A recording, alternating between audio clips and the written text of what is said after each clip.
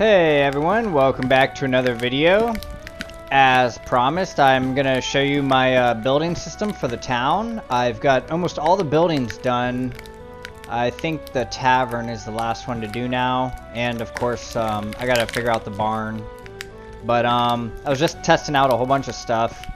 I want to kind of show you what I've been working on here. So I figured out a bug that I was having with the crafting benches. They weren't crafting independently necessarily. Like sometimes they were, sometimes they weren't. So I was trying to iron out the max inventory for all the crafting benches, and basically it was communicating with the widget blueprint, and they were all communicating with the same widget blueprint. So now they communicate with their own widget blueprint, which is their own inventory, instead of one inventory, which is kind of like a re-re, but it's also something that's kind of easy to overlook. So a bunch of these campfires, you know, can craft for a little while here. You know, they don't have much inventory going on, but some of these are going to fill up here. And I just saw the anvil fill up in the distance there. The campfire inventory filled up there. And you'll see that some of these are going to just continue crafting because they're not full. So that one is full. Okay, these ran out of queues, I guess. That was a bad demonstration.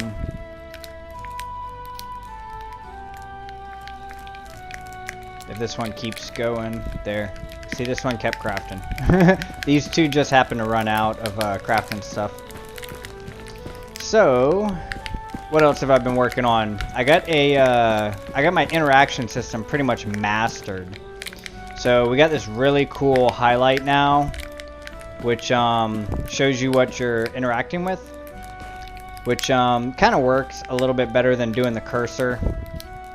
You can kind of hone in on it being like the head, or like pretty much near the head with this system. You know, you can highlight things. I also got it kind of working for like in radius. So like if I'm in radius of this well, I can use it. I can drink from this well. But let's say like I want to pick something up specifically, like I can select that, but if I go back, it like goes back to the well. And that might seem like just like such a small thing, but coding that to work, it's not a small thing. But I got this working pretty well now to where, like, you know, you can use everything in the game like really easily now. I went ahead and made the building. I don't know if I'm gonna leave it green. Maybe change the shade of green. I still need to fix up the hammer menu. The hammer menu's ugly AF, and I don't know, maybe I could just make this highlight white also. And like certain things, like if it's damaged or something, it could be like orange or something like that. We can figure something like that out, but let's not make the video too long. Let's delete the save, all the saves except the chest. Let's exit. Now I think I can hook this back up. I think I have to get the buildings to work because they work off of saves. It's kind of the only way to let the building know when things are built, is to like constantly save it as it's being built. Alright, we dropped out of the air, lost 52 health. We got to run from the guards. We just jumped in a hole. We're starving because we've been running through the mountains. Now, let's turn off the nanite error on the screen. That isn't how you do it.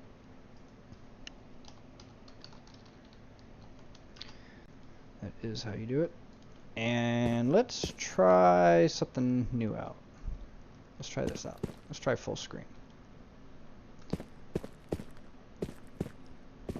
Already looks a lot better. Alright, so I'm gonna grab all the mushrooms so we can make it back up there. This highlight system's really nice. And there's also like an added bonus I added in. I added nearby items. So like, it doesn't update like on the fly yet, but I just added it, so it's like brand new. But let's definitely grab the white mushrooms. They're the ones that are going to give us the stamina. Let's get all the blue mushrooms so we can get that added XP. And just grab a bunch of mushrooms so we can get the stamina to get up to the castle. You can see the interaction system is, you know, making everything in here like already like a pretty big game changer. Just being able to like highlight things and just knowing like, you know, like, oh, there's something nearby. Like over here, you can't really see these sticks on the ground, but once you get near them. Alright, let's equip some mushrooms. Find the cave, exit. Exit to the cave. Alright. I need to go over all the ambient sounds. I really want to do that. I'm starting to like really like the sounds. They really add to the game more than I ever would have imagined. And I want to do some like daytime and nighttime ambient sounds, so they like switch depending on what time it is. Alright. So you can see our interaction system is pretty cool now. It's definitely changed the game big time. It looks a little weird when you highlight the bushes. So I'm not really sure what to do about that. Maybe I can just make it not highlight the bushes, because that looks kind of ugly. I can make it highlight everything but the bushes, so it still does like this. But I think everything else looks pretty good. We'll try to find some edibles, but all the bushes pretty much look ugly. So I don't know if the bushes need to highlight. It'll still say E, collect plant fiber. It's just not going to have like the white thing there. It's just going to have the white thing for like all this stuff. Just not the bushes. Which that kind of makes sense, right? Because I mean, it's not going to highlight trees and rocks. So like, why would it highlight a bush, right? I mean, even though you can like pick that up with your hands. Like, that just looks so ugly. That like breaks the game for me. I was watching a YouTube video earlier of like a new game that came out. Like, I sometimes do that to kind of see what game developers are doing. And he had this same kind of highlight thing for bushes. And I was just like, I wasn't liking it. And I was also thinking at the same time, you know, like, dang, my game does that right now. So I was like, maybe I need to change that. I've been kind of thinking how to do that. You can see the edibles look pretty good. So like if we were to, I think the onion or whatever, we picked that up earlier. Like, that looks pretty good. It's just the bushes. And I feel like the bushes are kind of with the trees and rocks to where maybe we, yeah. Maybe we'll kind of go in. I mean, that goes pretty, like, that doesn't go unnoticed right there, but if we removed it just for bushes, maybe it would go unnoticed. That's different. Alright, finally getting up here.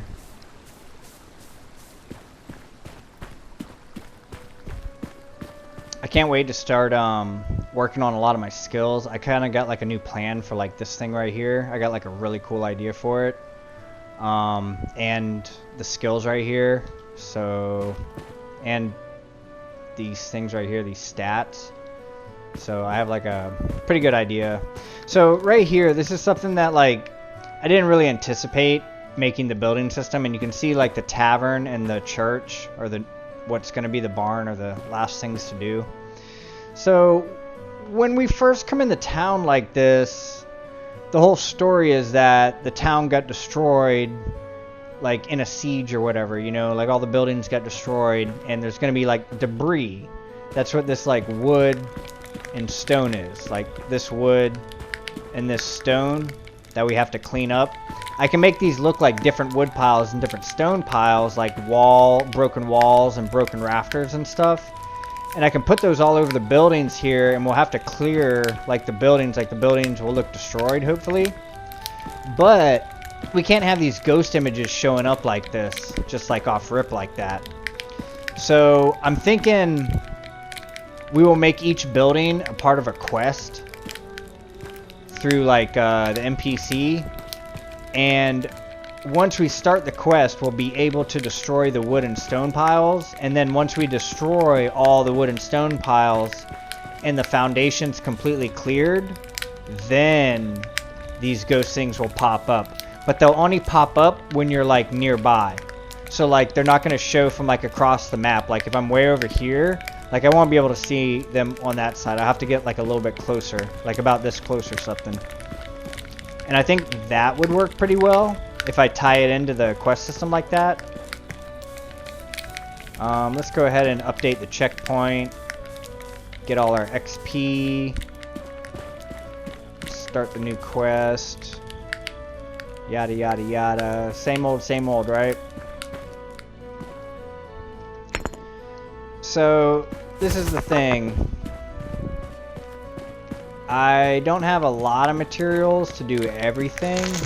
Oh, I burned myself. I think I have like 500 stone right here. And we can get out and restart. I changed the cost to 10. So everything is like everything is a one hit now. Sorry, I know this is like really loud. Everything's a one hit now. So we can go through this and test it like a lot faster. Some of them are stone, some are wood, some are fiber, so we get the different sounds. And what do you guys think of this highlight? Like, it's using the green highlight that we saw from the beginning of the video when we highlight a building part, but it's highlighting the ghost image with the green. And, you know, when I first saw it, I was like, you know, that doesn't look too bad, actually. You know, like, if you... Let's build all the walls here, and you'll see, like... It's a little bit more obvious, like, when we have, like, a whole bunch of walls. So, like, here, you know, like, you can very easily see... Like, I don't even have to read the words now down in the hammer menu. Like, before, I was having to read the words to see if I was selected on the right one. Like, I don't have to do that no more.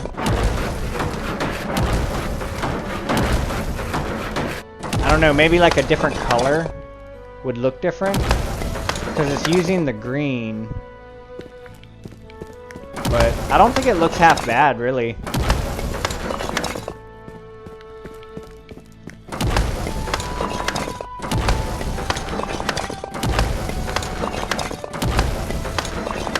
I need to lower the sounds, I think, on everything. Or honestly, I guess like the sounds are supposed to be like pretty loud off rip.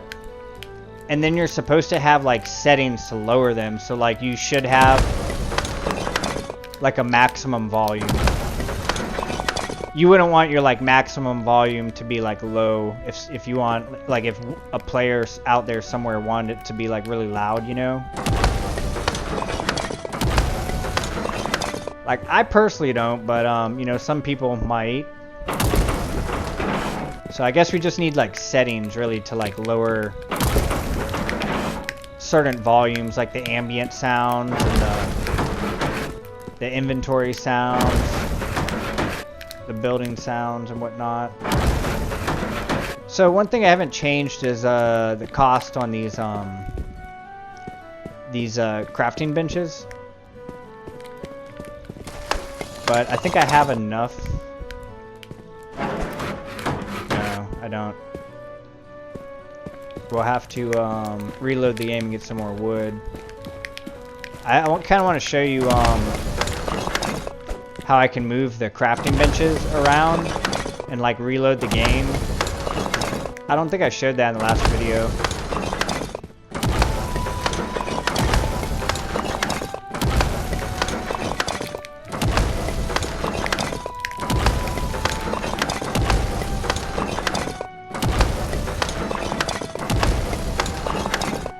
So you can see this is the blacksmith. Well, it'll eventually be the blacksmith. Those walls look a little weird. Oh, okay, I think I know why. What happens if I build one of those? Oh, that looks kind of weird. I guess it's not terrible though.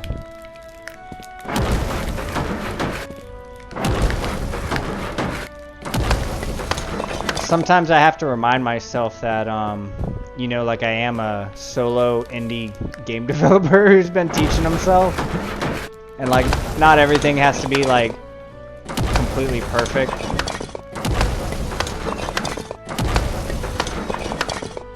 There'll be time to make it perfect down the road. Alright, so I'm going to reload and show you how the save works. And, ooh, we got some wood over here. We'll pick up some more wood. I think I can craft wood actually in the sawmill. Alright, so we saved. Let's exit. Get out of that. Load back in. See if everything worked. Grab that wood before it rolls away. Alright, looks like everything's saved from over here.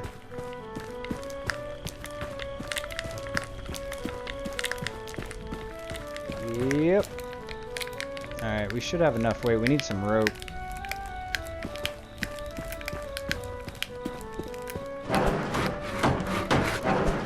So one thing I've been going for, and it's kind of hard to show in a video, is ease of controls. Like just being able to do everything like really easily. I've seen so many games come out that are like, I see the people playing it and they're like, what key does this? What key does this? And they're hitting the wrong keys all the time and messing up half their game, and it's just a nightmare. So I've tried really hard to use the default survival game controls, as well as just make everything like very easy and intuitive.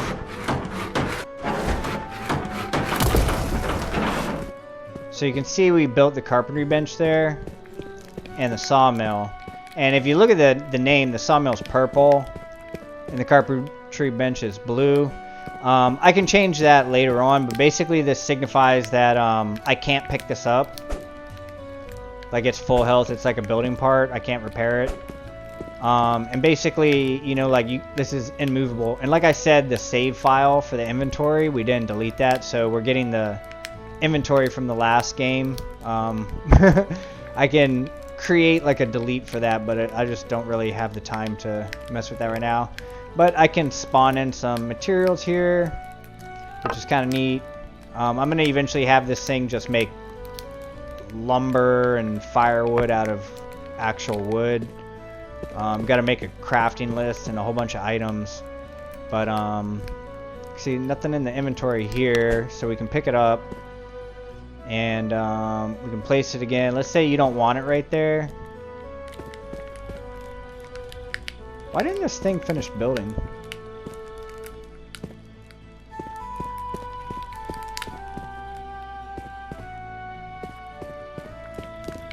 That's weird, actually.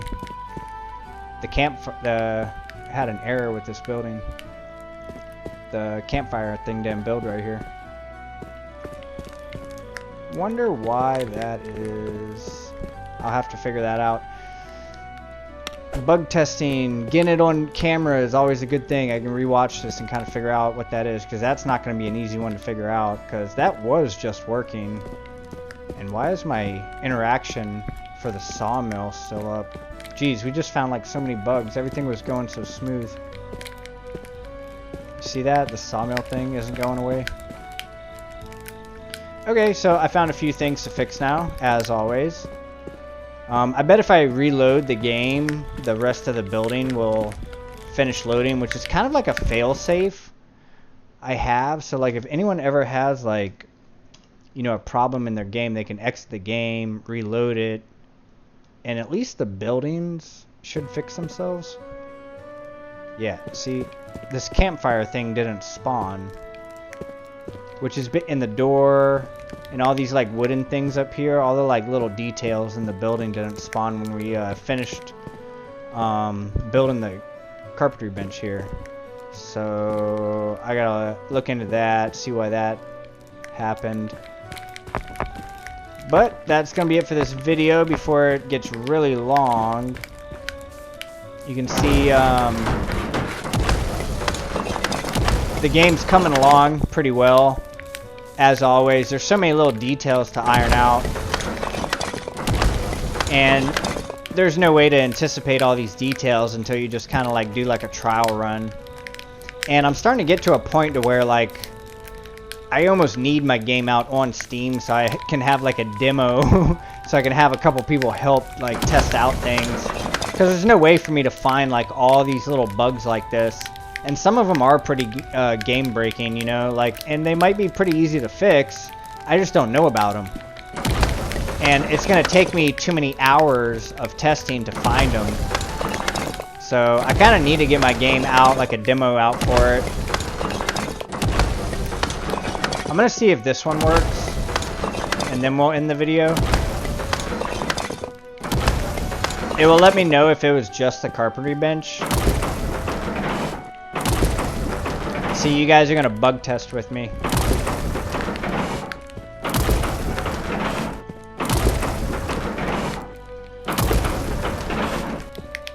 So this should tell me if it's the last stage of the buildings or if it's just that carpentry bench item. It might just be the carpentry bench item. I might have changed it. Oh, I think I know what I did. Yeah, I did change all the crafting benches. When I made all these new crafting benches, I changed the 3 original ones, and I might not have reset that item in there. So if we build this last item, we should get the interior wood on the ceiling and like all the extra details. We have enough? Yeah, we have enough.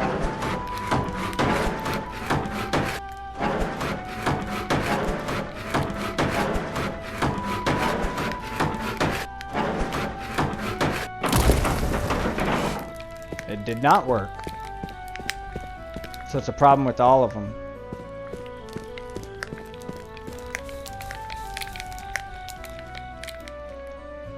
Alright. Alright, I'll have to look at that. So like if we exit and load back in, the rest of the building will load. So it's the last stage of the building that's not updating. Where are we?